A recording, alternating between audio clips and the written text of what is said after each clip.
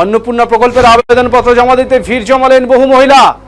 সরকারের ঘোষিত এই প্রকল্প প্রতি মাসে ৩,০০০ টাকা আর্থিক সহায়তা পাওয়ার আশায় সোমবার সকাল থেকে ইংরেজবাজার পৌরসভা চত্বরে দীর্ঘ লাইন দেখা যায়।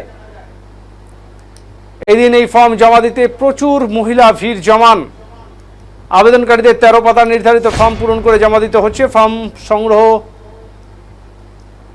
পূরণ এবং জমা দেওয়ার জন্য পৌরসভার বিভিন্ন কাউন্টারে বিশেষ ব্যবস্থা করা হয়েছে। এদিন বহু মহিলা প্রয়োজনীয় নথিপত্র নিয়ে পৌরসভায় উপস্থিত হন। ভিড় সামাল দিতে পৌরকর্মীরাও সক্রিয় ভূমিকা নেন। ইংরেজবাজার পৌরসভার পুরপ্রধান কৃষ্ণেন্দু নারায়ণ চৌধুরী জানান, আবেদনকারীদের যাতে কোনো অসুবিধার সম্মুখীন হতে না হয় সেজন্য সব ধরনের সহযোগিতার ব্যবস্থা করা হয়েছে।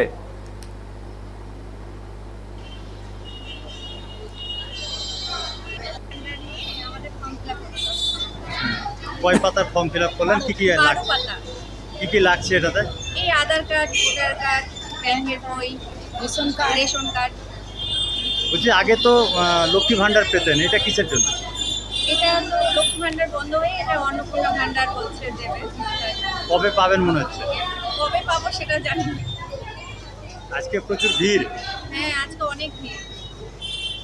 কোথায় দিল সরকারের যে সিদ্ধান্ত লক্ষ্মী ভান্ডার থেকে কনভার্ট হয়ে অন্নপূর্ণার যোজনা, যারাই আসছেন, যারা ইলিজিবল দরখাস্ত করছেন, আমরা পৌরসভা থেকে তাদের সাহায্য করছি।